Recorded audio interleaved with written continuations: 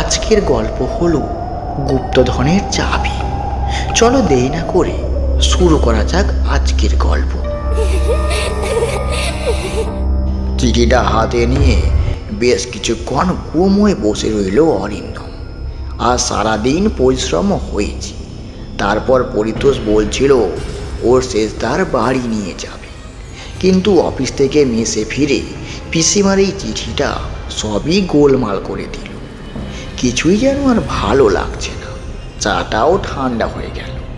মেসের ঠাকুর চা দিতে এসে চিঠিটা দিয়েছে। পরিতোষও এখনো ফিরল না। একটু যে পরামর্শ করব তারও কোনো উপায় নেই। নীল রঙের খাপটা খুলে পড়তে লাগলো অরিন্দম। প্রিয়নগর থেকে পিসিমা লিখেছেন, পরম কল্যাণবর বাবা অমু, এর আগে চিঠিতেও তোমাকে একবার তাড়াতাড়ি আসতে আমি লিখিয়াছিলাম, কিন্তু ছুটি না পাওয়ায় তুমি আসতে পারো নাই। সব কথা খোলাখুলি লিখতেও পারি না। তোমার সঙ্গে একবার দেখা হওয়াটা আমার বিশেষ দরকার। আমার মন ভালো না। তুমি যত সত্বর পারো একবার আসো। খুবই বিপদে পড়িয়াছি। আমার স্নেহ তুমি নিও। ইতি পিসিমা। চিন্তার রেখা ফুটে উঠল অরিন্দমের চোখে মুখে। একটা কথা কিছুতেই বুঝে উঠতেও পারছে না। এই তো 2 মাস আগেই পিসিমার সঙ্গে দেখা করে ও এসছে। নতুন চাকরি, কথায় কথায় তো আর ছুটি পাওয়া যায় না। হঠাৎ পিসিমার যে কী এমন দরকার পড়ল অম সেটা বুঝতে পারে না।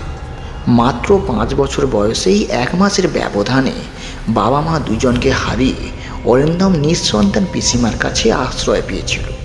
পিসেমশাই খুবই ভালোবাসতেন। প্রিয়নগর গ্রাম হলেও শহরতলির অনেক সুবিধা ছিল। কলকাতার এক বেসরকারি ফার্মে চাকরি করতেন পিসেমশাই। ভালো কাটছিল দিন। কিন্তু উচ্চ মাধ্যমিক পরীক্ষার ফল বেরোনোর দিন আবার একটা প্রচণ্ড ধাক্কা এলো ওর জীবনে। গত বছরের ঘটনা। পরীক্ষার রেজাল্ট জেনে শুনে তাড়াতাড়ি বাড়ি ফিরছিল পিসেমশাই। আনন্দ আর উত্তেজনায় একটু অসতর্ক হয়েছিল। শিয়ালদা স্টেশনের সামনে রাস্তা পার হওয়ার সময় দৈত্যের মতো বাসটা পিসেমশাইকে চাপা দিয়ে চলে যায়। পুলিশের কাছে খবর শুনে প্রথমে হতবাক হয়েছিল অরিন্দম। পিসেমশাইয়ের পকেটের ডায়েরি থেকে তার ঠিকানা পাওয়া গেছে। খবর শুনে পিসিমা অজ্ঞান হয়ে যান। শেষে অবশ্য সব কিছু পিসিমাই সামাল দেন। শক্ত হাতে হাল ধরে পিসেমশাইয়ের প্রাইভেট ফান্ড ইত্যাদির ব্যবস্থাও করে। অরিন্দমের এই চাকরিটা পিসেমশাইয়ের অফিসের লোকজনকে ধরে করে দিয়েছিলেন। প্রিয়নগর থেকে যাওয়া আসার কষ্ট হবে বলে কলকাতার মেসে থাকারও ব্যবস্থা করেছিলেন। ধীরে ধীরে সব কিছু অরিন্দম মানিয়ে নিয়েছিল। ঠাকুরকে আর 1 কাপ চা দেবার কথা বলতে যেতেই পরিতোষের সঙ্গে দেখা হল। ওরা দুজন এক ঘরে থাকে, চাকরিটাও এক অফিসে।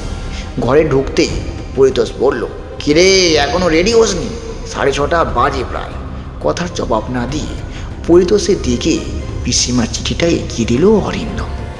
বোকার মতো পিসিমার চিঠিটা হাতে নিয়ে পড়তে শুরু করলো পরিতোষ।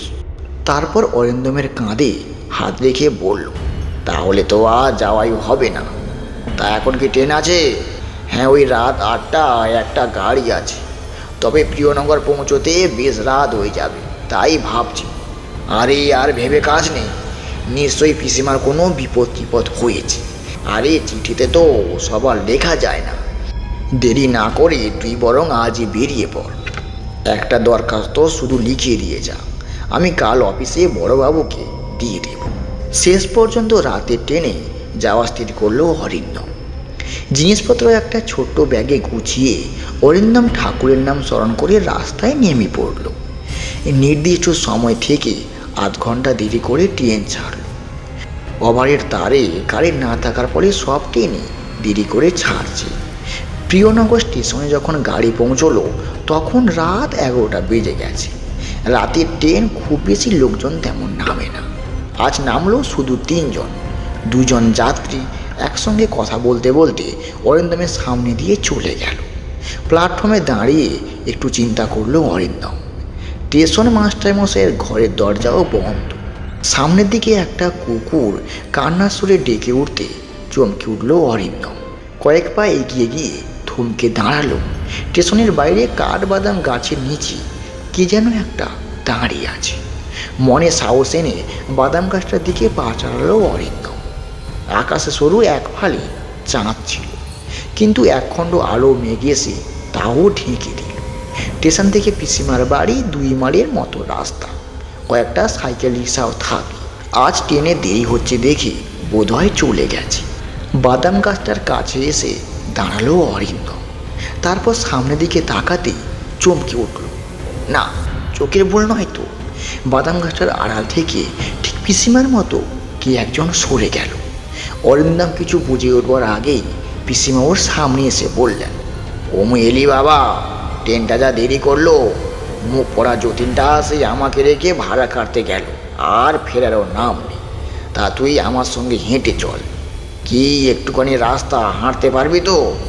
পিসিমার কথা শুনে হেসে ফেলল অরিন্দম, কিন্তু পরেক্ষণে অনেকগুলো প্রশ্ন একসঙ্গে মাথায় ভিড় করে এলো। এত রাতে পিসিমা স্টেশনে এসছেন? অবশ্য যতীন ওদের চেনা লোক, রিক্সা চালায়, ওদের বাড়ির কাছেই থাকি, কিন্তু সেই বা গেল কোথায়? প্রশ্নগুলো মনের মধ্যে তোলপাড় শুরু করলো। পিসিমাকে প্রণাম করতে যেতেই তিনি একটু সরে গিয়ে বললেন, থাক থাক, রাস্তায় প্রণাম করতে নেই, তুই আগে বাড়িতে চল। তা তুমি এত রাত্রিতে স্টেশনে এলে কেন? দেখো ছেলের কথা, তোকে চিঠি দিয়েছি না? আমার মন বলছিল তুই আজ ঠিকই আসবি, তাই তো যতীনকে নিয়ে রাত্রে ট্রেন দেখতে এলাম। তা সে আবার আমাকে নামিয়ে দিয়ে পলাশপুরে ভাড়া খাটতে গেল। ট্রেন আসার দেরি আছে শুনে আমিও তাকে না করিনি। পিসিমার কথা শুনে মাথার মধ্যে আবার আমার ঝিমঝিম শুরু হল। কিন্তু এখন দাঁড়িয়ে আর কিছু প্রশ্ন নয়, খিদেও অনেক পেয়েছি। ব্যাগটা ভালো করে ধরে একটু হেসেই অরিন্দম বলল, তুমি না সত্যি পাগল পিসিমা। আমি আসতে পারি ভেবে এই রাত দুপুর অবধি তুমি স্টেশনে দাঁড়িয়ে আছো। না, আর দেরি না করে চলো, আমার ভীষণ খিদেও পেয়েছে। হ্যাঁ বাবা, তাই চল, বাড়ি গিয়ে সব কিছু কথা হবে। তোর খাবার আমি ঢাকা দিয়ে এসেছি। অরিন্দমের সঙ্গে বাড়ির দিকে পা চালালো পিসিমা। স্টেশনের সামনে পেরিয়ে মাটির রাস্তা। পিসিমা আগে আগে হেঁটে যাচ্ছেন। অরিন্দমের মনের মধ্যে অনেক কথার ভিড় জমলেও কিছুই বলতে পারছে না। কি মনে হয়? পিসিমা ঘুরে দাঁড়িয়ে বললেন, তোর অফিসে বলে এসেছি তো অমু, কয়েকদিন এখানে থাকতেও হতে পারে। হ্যাঁ পিসিমা, তা বলে এসেছি। পরিতোষের কাছে একটা দরখাস্ত লিখিয়ে দিয়েছি। তা তোমার এমন কিবা দরকার পড়লো, একটু খুলে বলো তো? অরিন্দম একটু বিরক্তভাবেই প্রশ্ন করল। এবার অরিন্দমের পাশাপাশি হাঁটতে হাঁটতে পিসিমা তার বিপদের কথা বলতে লাগলেন। চাপা সরে ফিসফিস করে পিসিমা যা বললেন তার কিছুটা অরিন্দম আগেই আন্দাজ করেছিল। শ্বশুরের আমলে 5টা নবাবী মোহর ছিল পিসিমার কাছে। অরিন্দমকে কয়েকবার দেখিয়েছেন সে মোহর। এখনকার বাজার দরে মোহরগুলো বেশ কয়েক হাজার টাকা দামও হবে। অরিন্দমকে কয়েকবার বলেছিলেন পিসিমা মোহর কটা কলকাতায় নিয়ে বিক্রি করে টাকাটা ব্যাংকে রাখতে, কিন্তু অরিন্দম সে কথায় কান দেয়নি। গত সপ্তাহে পিসিমা নাকি নিজেই একটা মোহর নিয়ে হরেন সাগরার দোকানে গিয়েছিল দাম যাচাই করতে। সেখানে আবার তখন গ্রামের কয়েকটি বখাটে ছেলে এসেছিল। মোহর দেখে হরেন সাগরা চমকে উঠছিল প্রথমে, তারপর ছেলেদের দিকে তাকিয়ে চুপি চুপি মোহরটা পিসিমার হাতে দিয়ে পরে আসতে বলছিল। উৎপাত শুরু হলো সেই রাত থেকে। হরেন সাগরার দোকানে সেই বখাটে ছেলেদের মধ্যে একজন রাজেন পিসিমার কাছে এসে মোহরের কথা জিজ্ঞেস করলো, আর কলকাতায় গিয়ে বিক্রি করে দেবার কথাও বলল। পিসিমা তো অনেক বকাচোকা করে তাকে তাড়িয়ে দিলেন, কিন্তু রাজেন পরদিন থেকেই তার দলবল নিয়ে রাতে উৎপাত শুরু করলো।